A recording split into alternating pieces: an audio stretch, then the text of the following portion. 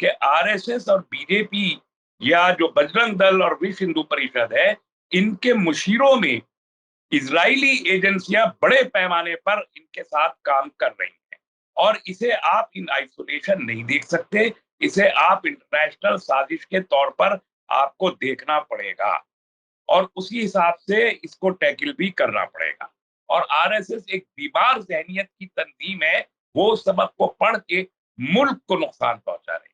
ये मुसलमानों का नुकसान नहीं है, मुसलमानों के पास होने को कुछ इस मुल्क में ज्यादा है नहीं, लेकिन मुल्क को नुकसान होगा, ये बात आरएसएस नहीं समझ रही है। तो देखिए, जब भी कोई सामने आएगा, घर पे आपके हमला होगा, कुछ तो आप करेंगे और वो आपका हक है, वो आपको करना चाहिए।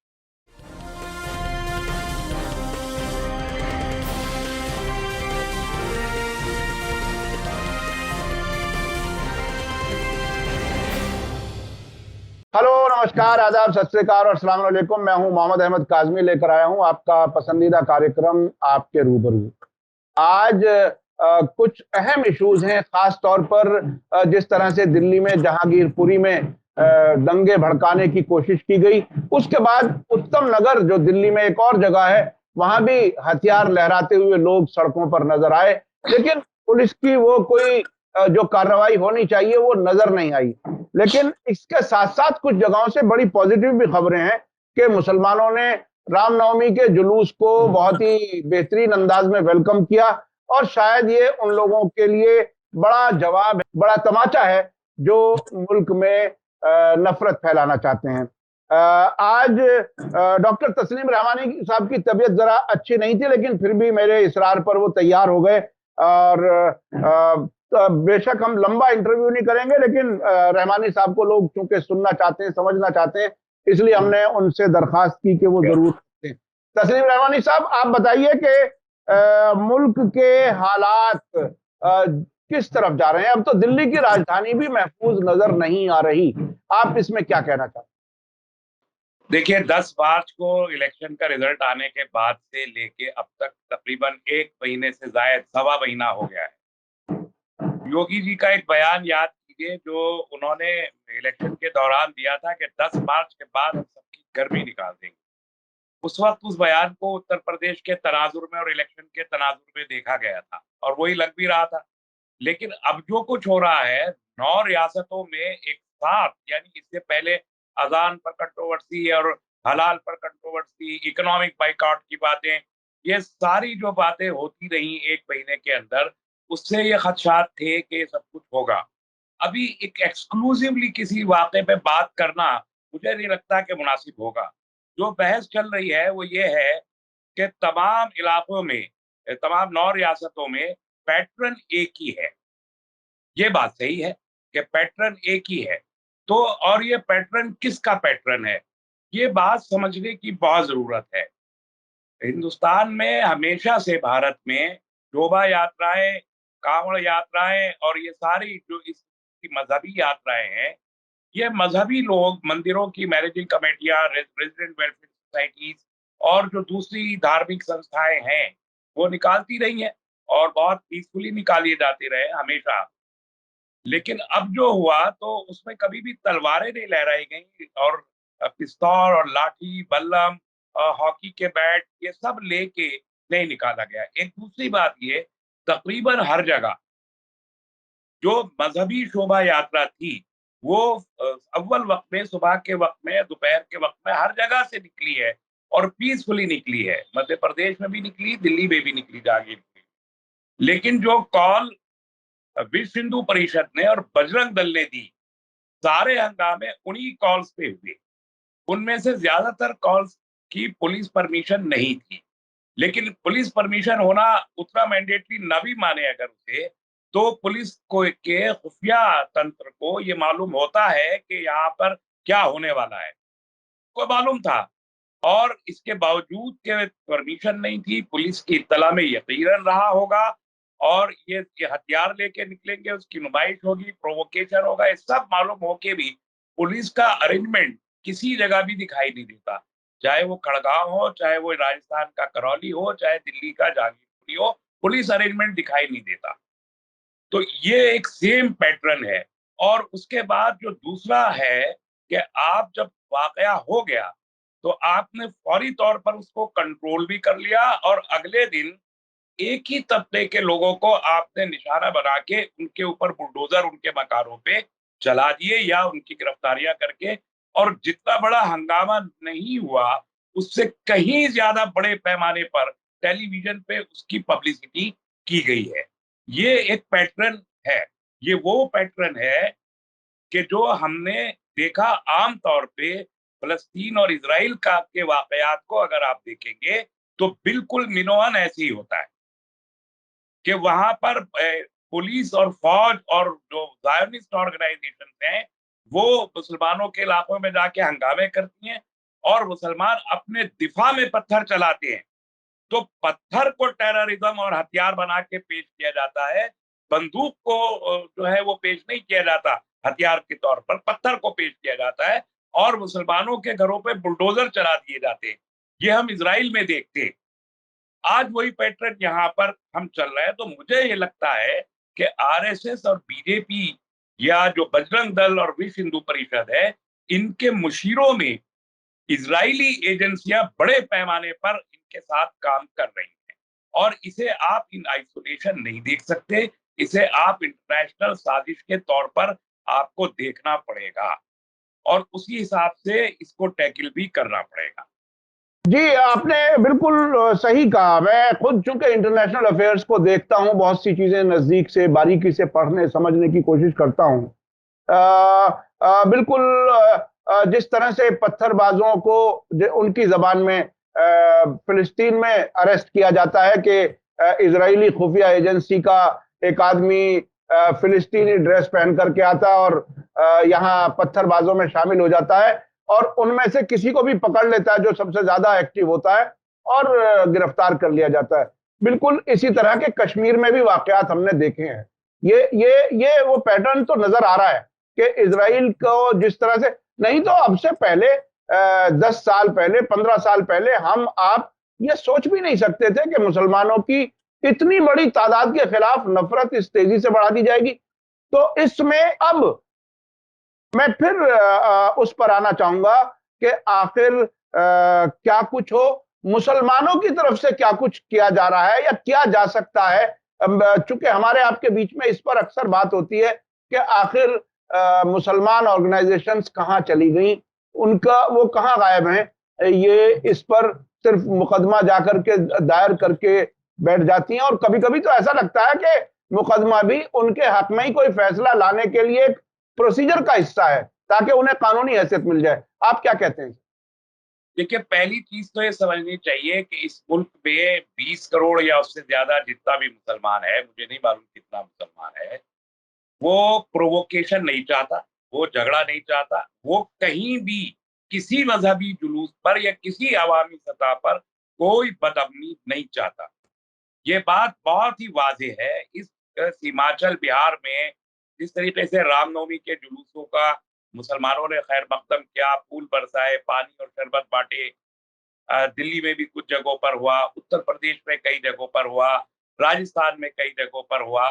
तो ये ज़ाहिर करता है कि मुसलमान इस प्रोवोकेशन को चाहता नहीं है। और ये बात इस मुल्क के फासीवादी लोग, यानी फाशिज्म एंड ज़ायोनिज़्म, दोनों का ये कंबाइंड एफर्ट है जो कुछ हो रहा है। दोनों, फाशिज्म एंड ज़ायोनिज़्म, दोनों का कंबाइंड एफर्ट है ये। लोग ये इस बात को देख रहे हैं कि मुसलमान नहीं चाहते, इसलिए उसको वो उस तरह उस हद तक प्रोवोक करना चाहते हैं। यानी अब आप ये बताएं कि कोई शख्स अगर तलवार लहराता हुआ, गाली देता हुआ आपके घर पे चढ़ के आ जाए और आपके घर पे भगवा झंडा लगाने लगे या मस्जिद पे भगवा झंडा लगाने लगे, तो आप हिफाजत खुद इख्तियारी के तहत कोई तो स्टेप लेंगे। तो आपका जो हक खुद इख्तियारी है हिफाजत का, राइट टू जी। सेल्फ डिफेंस, हाँ। उसको भी आप कहते हैं कि ये जुर्म है। ये एक अजीबो-गरीब बात है। ये राइट टू सेल्फ डिफेंस के तौर पर अगर कोई पत्थर इस्तेमाल कर रहा है, तो आप कह रहे हैं कि हथियार लेके रखे। तो ये वो ज़ायरिज़्म और फाशिज़्म का एक तरीका है। लेकिन एक बात समझनी चाहिए, एक बात, जो कुछ हमारा गोदी मीडिया कह रहा है, वो 100% सच हो, सारी दुनिया इसको तस्लीम करने को तैयार नहीं है। यानी हमारे भारतीय मीडिया में जिस अंदाज की न्यूज रिपोर्टिंग हो रही है, उसे सारी दुनिया एज सच सच मान के एक्सेप्ट कर लेगी, ये तो हो नहीं रहा। इंडिपेंडेंट मीडिया मुल्क में और भी मौजूद है, वो भी चीजें दिखा रहा है और वो भी सारी दुनिया के पास जा रही है। दूसरी बात यह कि आप राइट टू सेल्फ डिफेंस को डिनाई करके दुनिया को कोई मैसेज नहीं दे पाएंगे। तीसरी बात, इंडिया बहरहाल इजराइल नहीं है। हम इंडिया से इजराइल से 100 गुना ज्यादा बड़ा मुल्क है और डाइवर्सिटी बहुत ज्यादा है। इजराइल में सिर्फ ईसाई, यहूदी और अरब रहते हैं और अरबों की भी बराबर की तादाद है। वहां सिर्फ 75 लाख 80 लाख यहूदी रहते हैं, कुछ ईसाई हैं, 40% के करीब अरब मुसलमान रह गए वहां, जो कभी अक्सरियत में। इन हिंदुस्तान में खाली हिंदू और मुसलमान नहीं रहते, यहाँ दलित भी रहते हैं, ट्राइबल्स भी रहते हैं और सिख भी है, ईसाई भी हैं। बहुत सारे एंटिटीज हैं जो इस आइडियोलॉजी को सपोर्ट नहीं करते। फिर regional diversities, demographic diversities, geographical diversities, फिर हमारा जो पड़ोसी ममालिक के साथ हमारे रिश्ते हैं, वो सबके सब वैसा नहीं है जैसा इजराइल है। तो जो इजरायली एजेंसीज यहाँ पर आरएसएस को सबक पढ़ा रही हैं, वो असल में भारत से कोई उनकी दोस्ती नहीं है, उनसे कोई प्यार नहीं है, बल्कि वो सबक पढ़ा रही हैं जो भारत के खिलाफ जाता है। और आरएसएस एक बीमार जहनियत की तंजीम है, वो सबक को पढ़ के मुल्क को नुकसान पहुंचा रहे हैं। ये मुसलमानों का नुकसान नहीं है, मुसलमानों के पास होने को कुछ इस मुल्क में ज्यादा है नहीं, लेकिन मुल्क को नुकसान होगा, ये बात आरएसएस नहीं समझती। तो देखिए, जब भी कोई सामने आएगा, घर पे आपके हमला होगा, कुछ तो आप करेंगे और वो आपका हक है, वो आपको करना चाहिए। अच्छा, सेल्फ डिफेंस की बात मुझे याद आता है कि हमारे एक जो जानने वाले वकील हैं, आपको भी जानते हैं, महमूद प्राचा साहब ने एक बार कोशिश की थी राइट टू सेल्फ डिफेंस के तहत हथियार किस तरह से लिया जाए वो लोगों को बताने की, तो उस पर एक बहुत हंगामा हुआ कि साहब आप तो ट्रेनिंग दे रहे हैं टेररिस्ट की वगैरह वगैरह। तो अब ये सेल्फ डिफेंस में डंडा और पत्थर भी आप इस्तेमाल ना करें, ये बहरहाल पूरी कोशिश है। अब मैं वापस फिर वहीं आता हूं, क्योंकि हमारे जो देखने वाले हैं, आपको जो सुनने वाले हैं, कई बार इस बात के लिए कमेंट्स में भी लिखते हैं कि आखिर ये मुस्लिम ऑर्गेनाइजेशंस क्या वो भी आरएसएस के ही लिए काम कर रही हैं? आखिर क्या कुछ है? इस मुल्क को संभालने का जो काम वो कर सकती थी, वो क्यों मैदान में आकर के नहीं कर रही हैं? चाहे वो बयानात की हद तक भी हो, कम से कम कुछ तो हो। मुकम्मल खामोशी के क्या मानिए? देखिए, जो दो बातें हैं, एक तो ये कि अक्सर ऑर्गेनाइजेशंस के पास मुझे लगता है कि मौजूदा हालात किस डायरेक्शन में जा रहे हैं, उसकी कोई स्टडी नहीं है, कोई एनालिसिस नहीं है उनके पास कि क्या हालात हैं, अल्टीमेट गोल क्या है, कितने दिन तक आगे जाएगा, क्या होगा, इसका कोई एनालिसिस इनके पास नहीं है। जिन ऑर्गेनाइजेशंस के पास ये एनालिसिस होने की तवक्को है कि उन्होंने इस सूरत हाल को तजिया इसका किया होगा, वो कंप्रोमाइज्ड ऑर्गेनाइजेशन है। जो आपने शुरू में भी फरमाया कि अदालत में भी जाते हैं तो एक ऐसा फैसला वहां से आने की उम्मीद होती है जो इन्हीं फिस्ताई टोले के हक में जाता है। उनके पास रिसोर्सेज बहुत है, फंडिंग बहुत ज्यादा है, ईडी के छापे पड़ने की उनके पास तवक्को है, उनकी लीडरशिप अगर बोलती है तो वो गिरफ्तार हो जाएगी। उन्होंने बहुत सारे गलत काम कर रखे हैं, गैर कानूनी काम किए हुए हैं, जिन बुनियादों पर वो उन्होंने बहुत गैर चंदे इकट्ठे किए हुए हैं, वो खुल के उस अंदाज से बोलना नहीं चाहते। वरना ये मौका था कि इतनी बड़ी ऑर्गेनाइजेशन इस मुल्क में वो अगर एक प्रोटेस्ट की कॉल देती और उसमें इस मुल्क की तमाम सेकुलर पॉलिटिकल पार्टीज को भी दावत देती, जो 13 पॉलिटिकल पार्टीज का मुश्तरका बयान इस में आया है, जो खुद को सेकुलर कहने वाली पार्टियां हैं, उन पार्टियों को और सिविल सोसाइटी को वो आवाज देती, जमीयत उलमा आवाज देती, जमात इस्लामी देती, मुशावरत देती, परसोरा बोर्ड देता, और वो ऑर्गेनाइज करके ये तमाम लोग इकट्ठे होते, पूरे मुल्क के स्टेट कैपिटल्स में इकट्ठा हो जाते, तो मेरा ख्याल है कि उसका सरकार के ऊपर बहुत बड़ा दबाव बनता और वो वजीर आजम जो अभी तक खामोश है इस मामले में, और जिस पे सवालात खड़े किए जा रहे हैं सारी दुनिया में वजीर आजम की खामोशी पे, उनको अपनी खामोशी तोड़नी पड़ती। लेकिन ये मुस्लिम तंजीमों की खामोशी को मैं सबसे पहले कहता हूं कि ये खामोशी मुजरिमाना है। आपको राइट टू सेल्फ डिफेंस तो डिनाई किया ही जा रहा है, में राइट टू प्रोटेस्ट किसी ने डिनाई नहीं किया है। कुछ तंजीमों ने, जो सिविल सोसाइटी की है, उन्होंने प्रोटेस्ट किए भी हैं, दिल्ली में भी मुख्तलिफ जगहों पर किए हैं। लेकिन मुस्लिम तंजीमों की जानिब से इस किस्म के प्रोटेस्ट या धरने देने की बात अभी तक नहीं आई। उसकी वजह यही है कि ये या तो हालात का तजिया नहीं है, खौफजदा है। तजिए के तौर पर एक बात का मैं और यहाँ जिक्र करना चाहता हूँ।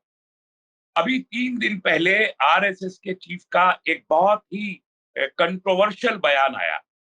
उन्होंने ये कहा कि हम 25 साल में अखंड भारत बन जाएगा और अगर लोग ताउन करें तो ये अखंड भारत 15 साल में भी बन सकता है। उसके लिए डंडा हमें उठाना पड़ेगा, ये बयान है। डंडा उठाना पड़ेगा। जो लोग डंडे की जबान समझते हैं उन्हें डंडे ही से समझाना पड़ेगा और डंडे के जोर पर हिंदू राष्ट्र और अखंड भारत 15 साल में बना सकते। ये बड़ा ओपन प्रोवोकेटिव स्टेटमेंट है जिसका कोई जिक्र हमारा नेशनल मीडिया भी नहीं कर रहा, हमारे अदालतों ने भी इसमें नहीं कोई वो लिया है, तासुर नहीं लिया, और किसी तंजीम ने कोई मुकदमा इनके ऊपर इस बयान के खिलाफ नहीं डाला जो एक ओपन प्रोवोकेटिव बयान है।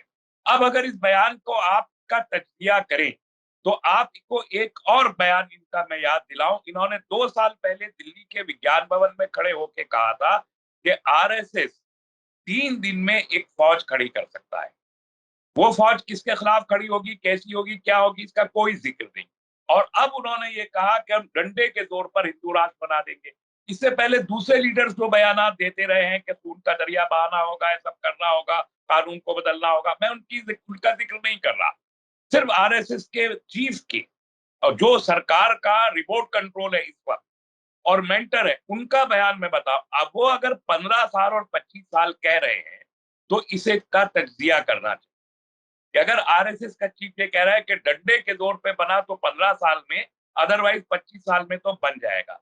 इसका बड़ा सीधा सा एक मुख्तसरन अगर मैं कहूं तो मतलब ये है कि 200 साल से हिंदुत्व की जो तहरीक इस मुल्क पे चल रही है वो अपने आखिरी मरहले में दाखिल हो गई है और वो अपने मंतकी अंजाम को पहुंचने में उसे अभी मजीद 15 साल की जरूरत है। यानी 15 साल डंडे का जोर और डंडे का इस्तेमाल, राइट टू सेल्फ डिफेंस का इम्प्लीमेंट, अदालतों की बेरुखी, जो टीम की बात आप पिछले प्रोग्राम में कर रहे थे कि टीम अप हो जाएंगे, तो वो अदालत भी टीम का हिस्सा बन के बेरुखी इख्तियार करेगी और पुलिस यकतरफा कार्रवाई करेगी और मीडिया यकतरफा प्रोजेक्ट करेगा। इलाके में जो मुस्लिम डोमिनेटिंग एरियाज है, जहां बड़ी मुसलमानों की आबादी है, उनमें जो गुंडे बदमाश टाइप के लोग हैं उन सबको उठा के जेलों में पहले से डाल दिया जाए। ये सारा एक एनालिटिक व्यू है जो हम देख रहे हैं और ये इजराइल के पैटर्न पर ये पूरा का पूरा व्यू है। तो ऐसे में एक ही बात बच जाती है हमारे पास, मैंने पहले भी कहा, मुस्लिम तंजीमों की तरफ देखना बंद कीजिए, वो कंप्रोमाइज है। वो जो स्टैब्लिश लीडरशिप मुसलमानों की जिसे इस मुल्क में कहा जाता है, उससे कोई भी उम्मीद रखना फौरी तौर पर बंद कर दीजिए। आपके ऊपर हमला, आप बिल्कुल भी कहीं निकल के मत जाइए, किसी से भी आप किसी प्रोवोकेशन को कबूल मत कीजिए।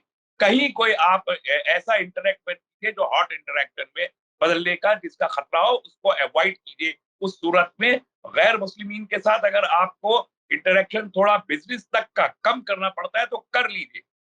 तो वो आपकी तरफ से जरा सा भी रत्ती बराबर भी कोई प्रोवोकेशन या कोई एक्टिविटी टाइप की नहीं हो।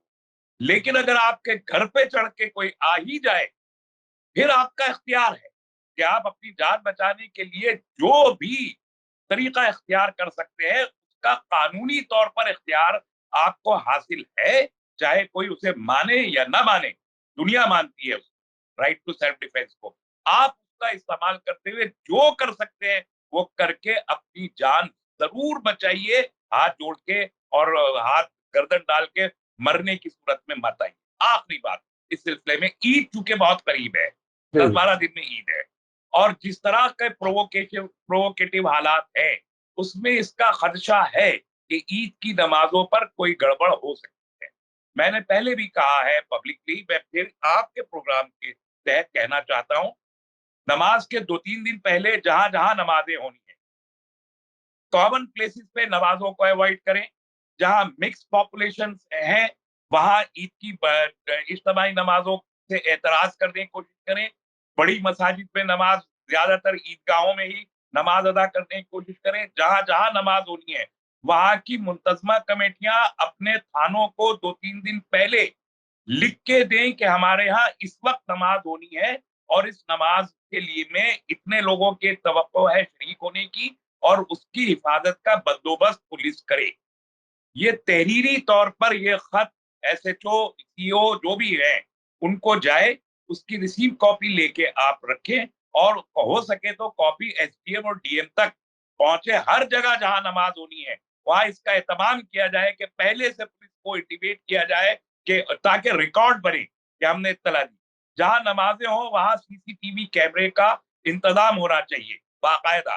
वैसे भी मस्जिदों में, दरगाहों में, इमाम बाड़ों में सीसीटीवी कैमरे लगाए, मस्जिदों की अपने मोहल्लों की गलियों में लगाए, घरों के बाहर, सब जगह, क्योंकि ये एक रिकॉर्ड बनेगा, ये एक एविडेंस बनेगा। अगर प्रोवोकेशन होता है पूरे मुल्क में, खुदा ना खास्ता, आप दुआ करिए रमजान के महीने में कहीं कुछ ना हो, अमन बरकरार रहे पूरे मुल्क में हमेशा के लिए। लेकिन अगर हो तो एक टेस्टिमनी, एक रिकॉर्ड बनता है, इसके लिए आपको सीसीटीवी कैमरे लगाने ही चाहिए अभी जहां ईद की नमाजें हो वहां। दूसरी बात, नमाज जहां कहीं भी हो, इस परमिशन के बाद जो परमिशन आपने दी, लाउड स्पीकर का इस्तेमाल उतना ही करें जितना जरूरी हो, बहुत बड़े लाउड स्पीकर ना लगाएं। तीसरी बात यह कि एक जो आइडेंटिफाइड लोग जो आपके हैं वहां पर, टीम 10, 20, 50 या जितनी भी जरूरत हो, 100 लोग नमाज के चारों तरफ पहरे के लिए खड़े हों कि नमाज पे हमला ना हो, और ये लोग नमाज खत्म हो जाने के बाद दूसरी जमात कायम करके दूसरी नमाज पढ़े तब। तो ये बहुत पुराना एक तरीका रहा है। तो पुलिस को इंटीमेट करें, इसके बाद खुद भी उसकी पहरेदारी करें नमाज की, कोई गैर समाजी अनासिर नमाज को आके डिस्टर्ब ना करें। ये एहतियाती तदाबीर इस मौके पर करना बहुत जरूरी है, और लाउड स्पीकर को मैंने कहा कि बड़े लाउड स्पीकर इस्तेमाल ना करें। तो मैं समझता हूं कि अगर हमने अपनी जानिब से हिफाजत का पुरअमन इंतजाम किया तो हम अवॉइड कर सकते हैं। तो ये बिल्कुल ही शॉर्ट टर्म, जो कि 10-15 दिन में, 10-12 दिन में ईद आने वाली है, उसका है। बाद की चीजें फिर बाद में करेंगे, लेकिन राइट टू सेल्फ डिफेंस को आप बिल्कुल भी आप नजरअंदाज करें। कोई मानता हो माने, ना मानता हो ना माने, ये कानून है, मुल्क में लिखा हुआ है। मैंने पहले भी बहुत मर्तबा उसकी जितनी भी कानूनी शिक़ें हैं वो बताई हैं, मैं फिर किसी मौके पे बता दूंगा। राइट टू सेल्फ डिफेंस सिर्फ हमारा कानून नहीं मानता मुल्क का, सारी दुनिया में राइट टू सेल्फ डिफेंस का जिक्र मौजूद है, और उससे कोई हमें रोक नहीं सकता। अगर मेरी गर्दन पे कोई छुरा रख देगा तो यकीनन मैं उसका मुकाबला करने के लिए आजाद हूं, अपनी जान और अपना माल दोनों बचाने के लिए, माल भी जान भी जी जी। दोनों बचाने के लिए। तो मुस्लिम तंजीमों पर भरोसा न करें। जो वेलफेयर एसोसिएशन है, लोकल लीडरशिप है, वो अपने स्टेप खुद ले और मुल्क के कानून के दायरे में रहते हुए ले, अपनी तरफ से कोई प्रोवोकेशन ना करें। बहुत बहुत शुक्रिया डॉक्टर तस्लीम रहमानी साहब, आपने ईद की तैयारी के लिए हिसाब के लिए बताया कि क्या क्या एहतियात करें, और वाकई ये बहुत ही एक ऐसे हालात हैं मुल्क के कि हर समझदार इंसान इस परेशानी में है कि ये वक्त कैसे चैन से, सुकून से गुजर जाए किसी तरह से। आपने बताया कि इतनी बड़ी आबादी को, मुसलमानों की इतनी बड़ी आबादी को फासिज्म और जायनिज्म के जरिए एक तरह से परेशान करने का इंतजाम किया जा रहा है। आरएसएस उसके साथ बाकायदा जुड़ी हुई है, और उसी पैटर्न पर जैसे इजराइल में फिलिस्तीनियों को उनके पत्थरों को हथियार बताया जाता है, अपनी बंदूकों को हथियार नहीं बताया जाता। ये भी आपने बताया, और ये कहा कि मुल्क में मुसलमान मुल्क के कानून के तहत अपनी हिफाजत का इंतजाम भी जरूर करें, क्योंकि जैसे हालात हैं वो सबके सामने है। पुलिस किस तरह से बिहेव कर रही है, जो जिसका नुकसान हो रहा है उसी पर इल्जाम लगा दिए जाते हैं, और उन्हीं पर यूएपीए मुकदमे लगाकर मुसलसल परेशानी का इंतजाम किया जाता है। बहुत बहुत शुक्रिया डॉक्टर तस्लीम रहमानी साहब, आपने वक्त दिया। इसी के साथ मुझे दीजिए इजाजत। धन्यवाद, शुक्रिया। जय भारत, जय। मीडिया स्टार वर्ल्ड के और वीडियो देखने के लिए हमारे चैनल को सब्सक्राइब करें और सीधे नोटिफिकेशन पाने के लिए बेल आइकन दबाएं। और अगर हमारी खबर सच्ची और अच्छी लगे तो अपने व्हाट्सएप, इंस्टाग्राम, फेसबुक और ट्विटर अकाउंट पर ज़रूर शेयर करें।